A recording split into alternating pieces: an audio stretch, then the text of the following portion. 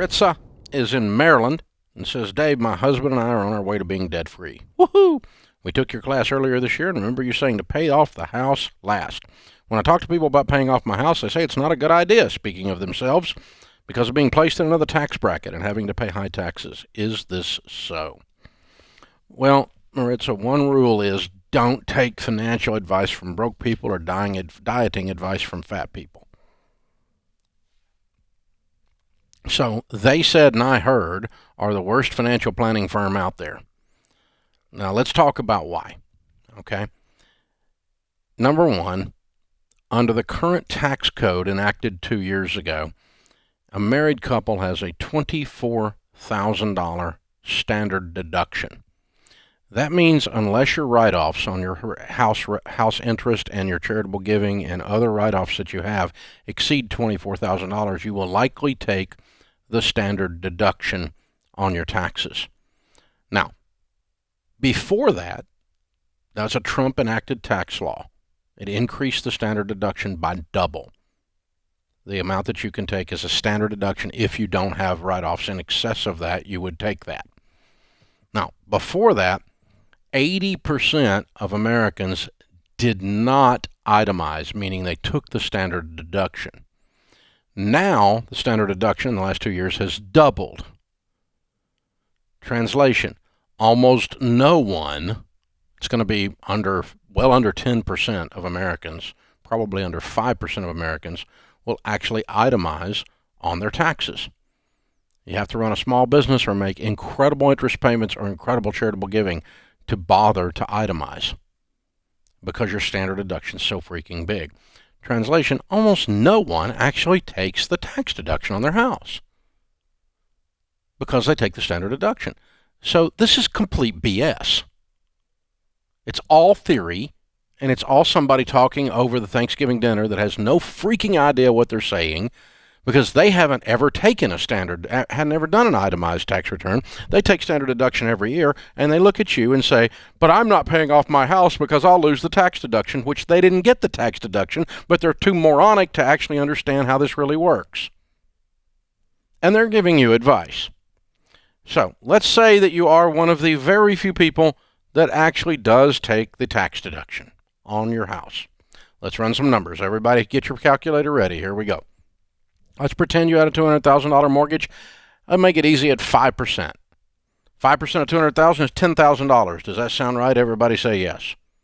That means if you had a $10,000 interest payment you paid that year, if you're one of the few unicorns that actually does do an itemized tax return and does take the deduction on your interest rate on your home, you didn't take the standard deduction, you're one of the few, that means you would actually have a $10,000 tax deduction because you paid the mortgage company $10,000 in interest. Is that correct? Everybody say yes. And so, what that means is not that you take $10,000 off of your taxes. It means that you reduce your taxable income by $10,000. So instead of being taxed on $80,000, you're taxed on $70,000. Which means not that you saved $10,000 on your taxes, it means you saved your tax rate on the $10,000. And so let's walk back through that. Let's pretend this is a couple making $80,000 a year, put you in a 22% tax bracket. If you're in a 22% tax bracket and you have a $10,000 tax write-off, that saves you $2,200 on your taxes if you're one of the handful of people who actually itemize. And almost no one does. Have I said that before?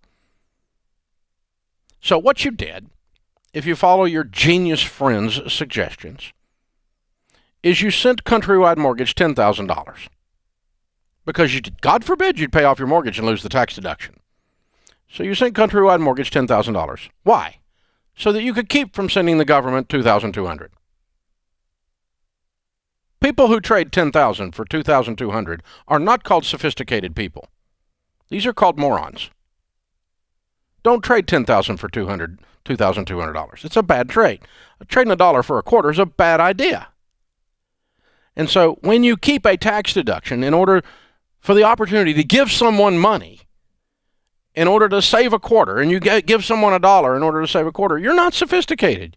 You're math challenged. And if your CPA is stupid enough, and a few of them are, to tell you to keep your mortgage because of your tax deduction, a CPA that can't add is not a good one. Get a new CPA. Use these two words. You're fired. And don't listen to people who have theories that don't exist in the real freaking world. And when you do actually put the nominal facts and mathematics to the theory, it makes you look ridiculous. Now, when I first got in the real estate business, I was stupid. I was 18 years old, and you know what they told us? They told us to get everybody as big a mortgage as we could get them because they get the tax deduction. And you know what I told everybody? The same stupid thing everybody tells everybody. Get you a big old mortgage because you get the tax deduction. Now, certain times in the last 40 years that I've had my real estate license, that's been more true than others, that you actually did get the tax deduction. The irony of this is, one more time I'll repeat, less than 5% of Americans are actually going to get the tax deduction on their mortgage interest. And yet everyone keeps their stupid mortgage because their broke brother-in-law, who has an opinion, tells them that they need to keep their mortgage because everybody knows you don't pay off your mortgage because of the tax deduction that you never get. And if you do get it, you're trading $1 for a quarter. Y'all getting how dumb this is? This is dumb. This is seriously dumb. So, Maritza in Maryland. The moral of the story is, A, don't listen to broke people about money. B, pay off your mortgage as soon as possible. Oh, let me give you one other piece of actual data. We did the largest study of millionaires ever done for Chris Hogan's book, Everyday Millionaires. The millionaires that we interviewed had if they had a net worth of under $5 million, $1 million to $5 million, which is not bad, by the way, considering most Americans can't even pay their bills. If you have a net worth of between $1 and $5 million, our in-depth, airtight, detailed research shows that typical millionaire has two primary sources of wealth.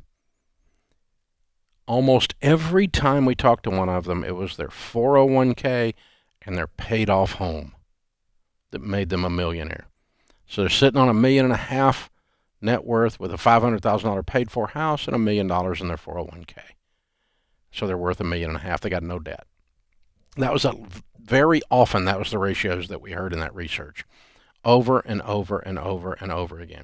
So in other words, two of the primary places that people get their first $1 to $5 million in their wealth building plan is a paid-off home and investing steadily in mutual funds in your retirement plan. Kind of sounds like what we've been teaching for 30 years around here. So that's what you need to do. When I talk to people about paying off my house, they say it's not a good idea because of being placed in another tax bracket. Well, it's not going to place you in another tax bracket if you're not taking the tax deduction. And another tax bracket does not affect all. By the way, we have a marginal tax bracket system. Do you know what that means? It means if you're in a 22% tax bracket, it does not mean you pay 22% of all of your income on taxes. It means the last dollar of your income was taxed at 22%. But you worked your way all the way up through the brackets. There's a certain amount that is not taxed at all. Then there's an amount taxed at 10%, an amount taxed at 15%, amount taxed at 17%, amount taxed at so on up until you get the 22%. So you don't take your income times 22% to get your taxes. People making $80,000 do not pay 22% of their income in taxes. They pay about 7 or 8% of their income in taxes. So, but the last dollar that we're talking about, so our calculation was correct, that you would have saved on that tax deduction would be 22%.